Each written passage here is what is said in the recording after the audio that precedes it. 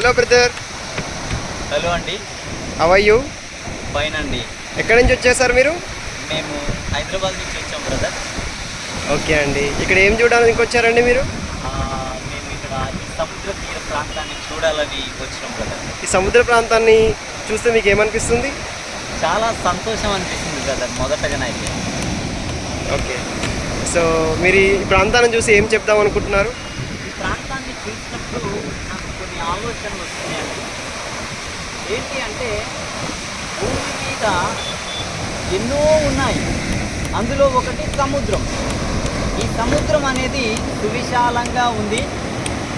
అది భూమి 30% ఉంటే నీళ్లు అనగా సముద్రం 70% ఉంది. అయితే ఈ అనంత సృష్టిలో ఈ సముద్రం, ఈ సృష్టి ఏర్పడటానికి మూలం దేవుడండి. దేవుని యొక్క వాక్యంలో ఆదికాండం 1వ అధ్యాయం 1వ వచనంలో ఆదియందు దేవుడు భూమి ఆకాశములను సృజించెను అనేది మనం చూస్తున్నాం. అంటే దేవుడు తన వాక్కు చేత ఈ సృష్టిలో ఉన్న సమస్తాన్ని కలుగచేశాడు. తర్వాత తన పోలికలో నిన్ను నన్ను చేసుకోగలిగాడు. ఈ సర్వ ప్రపంచాన్ని ఏలమని అధికారాన్ని ఇచ్చాడు. అయితే మానవుడు తన ఇచ్ఛను బట్టి దేవునికి అవిధేయుడై తొలగిపోవుటను బట్టి కాలం గడుచుచున్న కొలది ఈ యుగ సంబంధమైన ఈ లోకం నాశనానికి సిద్ధమవుతున్న ఈ సమయంలో ఆ వాక్యమై ఉన్న ఆ దేవుడే యోహాను సువార్త 1వ అధ్యాయం 1వ వచనంలో ఏమంటున్నాడు అంటే, ఆదియందు వాక్యం ఉండెను, ఆ వాక్యము దేవుని యొద్ద ఉండెను, ఆ వాక్యమే దేవుడై ఉండెను అనేది మరలా మనం చూస్తున్నాం. అదే యోహాను సువార్త 1వ అధ్యాయం 14వ వచనాన్ని చూస్తే, ఆ వాక్యమే శరీరధారి అయి కృపాసత్య సంపూర్ణుడుగా మన మధ్య నివసించెను అని చూస్తున్నాం. అయితే ఆ వాక్యం ఏం చేయుచున్నది అనంటే, ప్రయాసపడుచున్న సమస్త జనులారా నా వైపు తిరగండి, నేను మీకు విశ్రాంతిని ఇస్తాను అని సకల మానవాళిని ప్రేమతో పలకరిస్తూ ఉంది. ఈ పలకరింపును ఆస్వాదించిన మనిషి ధన్యుడవుతున్నాడు. దాన్ని తృణీకరించిన వారు వారి ఇష్టను బట్టి నడుచుకుంటూ తమ యొక్క ఫలాన్ని వారు పొందుకోవడానికి చూస్తూ ఉన్నారు. అయితే ఈ సమయంలో దేవుడు నిన్ను నన్ను ప్రేమిస్తున్నాడు.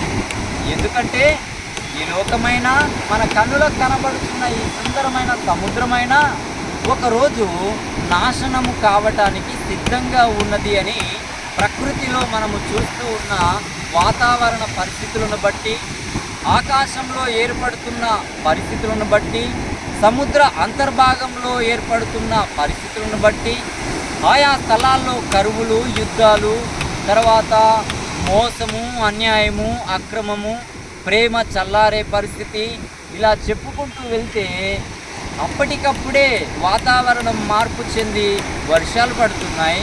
అప్పటికప్పుడే అగ్నిపర్వతాలు బద్దలవుతున్నాయి. అప్పుడే తర్వాత కొండ చర్యలు కూలిపోయి వేలకు వేల మంది చనిపోతున్నారు. అప్పటికప్పుడే కొత్త తెగుళ్ళు భూమి మీద పుట్టుకొని వస్తున్నాయి. అప్పుడే చాలా విషాదకరమైన ఛాయలు మనకు వింటూ ఉన్న పరిస్థితులు నేటి మీడియాలో మనకు తేటగా కనబడుతుంది. దీనికి గల కారణం ఏంటి అంటే, మత్తయి సువార్త 24వ అధ్యాయంలో ప్రభు అయిన యేసుక్రీస్తు చెబుతున్నాడు, ఇదిగో అంతిమ కాలంలో అపాయకరమైన దినాలు వస్తాయి, కాబట్టి మీరు రక్షణ పొందితే మీకు పరలోక రాజ్య ప్రవేశం దొరుకుతుంది.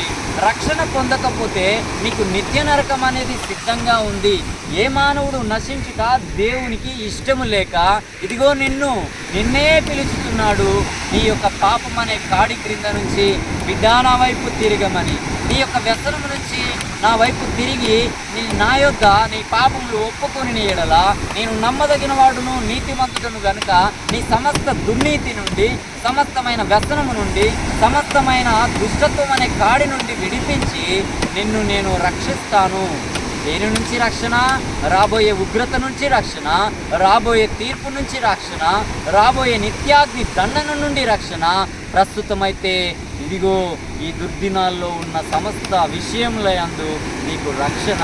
మరి ముఖ్యంగా పాపము వలన వచ్చే ఆ జీతం మరణం, ఆ మరణము నుంచి నీకు విముక్తిని ఇవ్వటానికి లోకరక్షకుడైన క్రీస్తు యేసు నీ కొరకు లోకానికి వచ్చి నిన్ను ప్రేమతో పిలుచుచున్నాడు. ఒక్కసారి ఆలోచించండి. ఇవి చూస్తున్నాం, ఇవి కనుమరుగైపోతాయి. కానీ నీవు నేను కూడా ఒకరోజు కనుమరుగైపోకమునిపే కనికరం కలిగిన ఆ దేవుని దయ ఏంటో, ఆయన ప్రేమ ఏంటో, ఆయన నీ ఎడల ఒక ఉద్దేశం కలిగి ఉన్నాడు, అది ఏంటో నువ్వు నీ ప్రాణం ఉండగానే ప్రాణమిచ్చిన ఆ దేవుడెవరో ఎరిగి ఆయన వైపు తిరిగి ఆయన ఇచ్చి రక్షణకు పాత్రుడు అయితే నీ బ్రతుకు ధన్యం. నీ యొక్క జీవితం అది దీవెనకరంగా మలచబడుతుంది. సాటి సమాజానికి క్షేమాభివృద్ధికరమైన వ్యక్తివిగా నీవు ఉండగలుగుతావు. ఒకరోజు మరణిస్తే యుగ యుగాలు ఏలే ఆ పరలోక రాజ్య పాలన చేసే ఆధిక్యతను నీవు పొందుకోగలుగుతావు. ఇదే అనుకూల సమయం, ఇదే రక్షణ దినం. రక్షణ నిర్లక్ష్యము చేస్తే మనము దేవుని యొక్క ఉగ్రత నుండి తప్పించుకోలేమండి. ఒకసారి ఆలోచించు. నీ వంటి వారు ఈ దినం చూడలేక, నీ వంటి వారు ఈ సమయము కాలగర్భంలో కలిసిపోయారు. కానీ ఇంకా నీవు ఉన్నావంటే దేవుడు నిన్ను ప్రేమిస్తూ, దేవుని యొక్క రక్షణ నీవు రుచి చూడాలని, రాబోయే ఉగ్రత తప్పించబడాలని దేవుడు నీకు అవకాశాన్ని ఇస్తున్నాడు. దేవుడు నీకు అనుకూల సమయాన్ని ఇచ్చి ఎంతోమంది ద్వారా ఆయన ప్రేమ సువార్తను ప్రకటిస్తున్నాడు.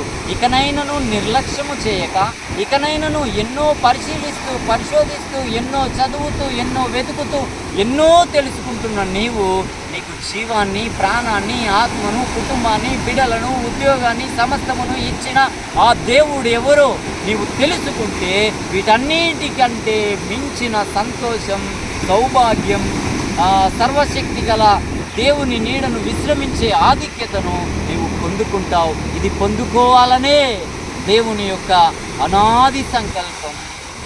కాబట్టి ఒకసారి ఆలోచిస్తావని నీ సాటి సహోదరునిగా నా యొక్క మనవిని విన్నవిస్తున్నాను.